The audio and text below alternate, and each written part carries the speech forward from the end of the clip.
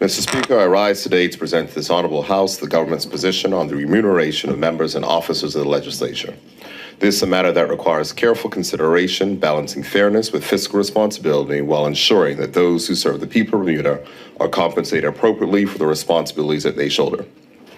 Mr. Speaker, honorable members will recall that in November, the minister and the members of the Legislature Salary Review Board final report of August 2024 was tabled in this honorable House. The board comprised of representatives appointed following consultations with the President of the Senate, the Speaker of the House, and the Leader of the Opposition. The members of the board were the Honorable Maxwell Burgess, Chair, Ed Ball Jr., JP, Donnie Francis, Stephen Holden, Carl Neblett, N.H. Cole Simons, JP, and Josine Wade, JP. The ministers and members of the Legislature Salaries and Pensions Act 1975 requires that this board be convened every 2 years to review and report its recommendations to this honorable House. Once appointed, the ministers and members of the Legislature Salary Review Board operate autonomously and reach their conclusions without any direction from the government. Mr. Speaker, in my public statements after the report's publication, I expressed concerns about some aspect of the board's report. One concern I raised was the recommended increases disproportionately favor the Premier and the Speaker of the House. As I did in November, I wish to make it clear that I do not support an outsized increase in the Premier's salary, and any adjustments should be applied fairly and consistently across the board to all officers and members. Mr. Speaker, there has been no salary adjustment for members of the legislature in over 15 years. Additionally, ministers' salaries reduced by 10% in 2013, and those reductions have remained in place. Over this period, the demands and complexities of public service have increased significantly. Officers of the legislature now operate in an era of heightened public scrutiny, fast decision-making cycles, and increased responsibilities in a rapidly evolving governance landscape. Mr. Speaker, the scope of work required to manage critical national issues, engage with the public, and navigate modern governance challenges has grown substantially. The proposed adjustments recognize these realities and ensure that remuneration fairly reflects the workload and expectation placed on those who serve as officers of the legislature. Mr. Speaker, reasonable increases to compensation also serves as an incentive to encourage those in the community who may be interested in serving as a member of this honorable House. By ensuring that remuneration reflects responsibilities of the role, these adjustments improve the attractiveness of public service, helping to mitigate the challenge of motivating residents to step forward and contribute to our country's governance. Mr. Speaker, the Cabinet has reviewed the recommendations of the board and approved the final set of recommendations for adjustments to salaries for members and officers of the legislature. The resolution that will be tabled in this House later today aligns with our principle of fairness while ensuring that these adjustments are balanced.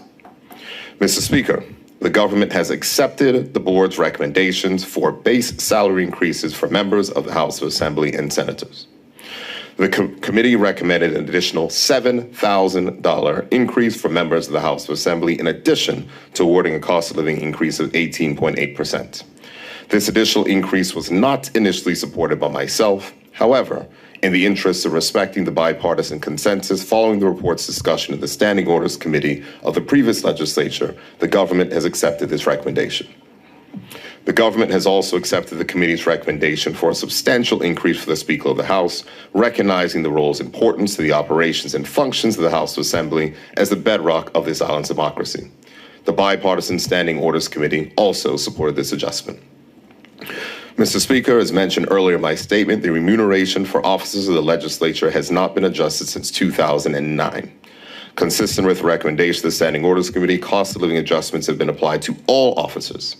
The formula used to arrive at these adjustments was the approved increases for public office salaries for 2022, which was 2.25%, 2023, which was 2.25%, and 2024, which was 4.8%, equaling a total of 9.6%. It should be noted that the government did not take into account increases awarded to public officers in 2009, 2010, 2011, 2017, and 2018. The adjustment in remuneration for officers of the legislature will be increased by 9.6% from 2009 levels, which amounts to less than half of the 21.1% that has been awarded to public officers over the same period, equating to 0.64% per year. The government felt this was reasonable considering the base rate adjustments recommended by the board and accepted by the government. This 9.6% increase for officers will apply to the President of the Senate, the Vice President of the Senate, the Deputy Speaker, the Premier, the Deputy Premier, Attorney General, ministers, junior ministers, opposition leader, junior ministers, and opposition whip. Mr. Speaker, the government has made additional adjustments to two other officers of the legislature, the Minister of Finance and the government whip. The Minister of Finance has an important constitutional role in our island. Given the complexity of that role, it was felt that remuneration for the position should be increased.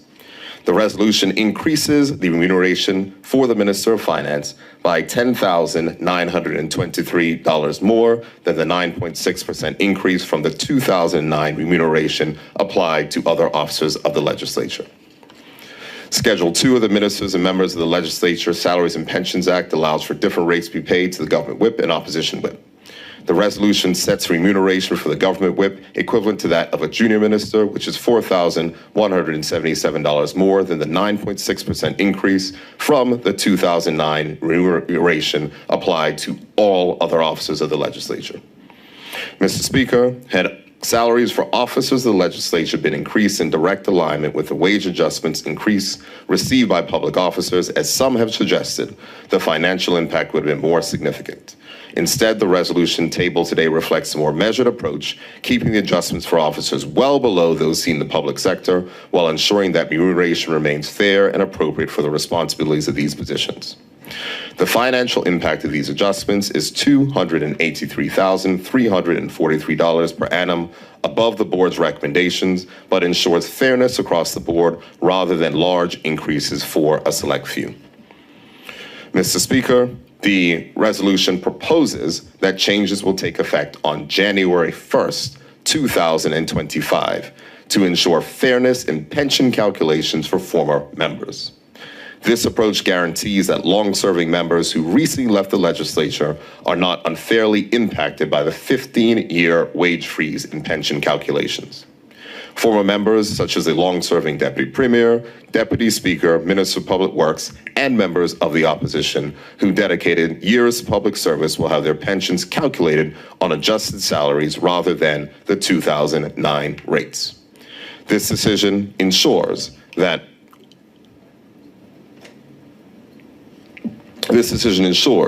those who have served Bermuda over many years receive fair treatment in retirement in line with reductions for those currently in the legislature.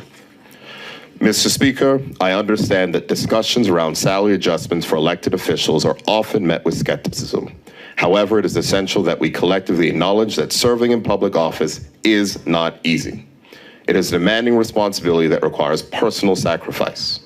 Fair compensation helps to attract and retain individuals with the expertise, dedication, and commitment required to govern efficiently and effectively. These adjustments are not about financial gain, but about fairness and recognition of the evolving role and increasing demands placed on those who serve the people of Bermuda. Thank you, Mr. Speaker. Thank you. Members, the Premier has included his last page. We're now at the question period. I'll note the time and the fact that we will have 60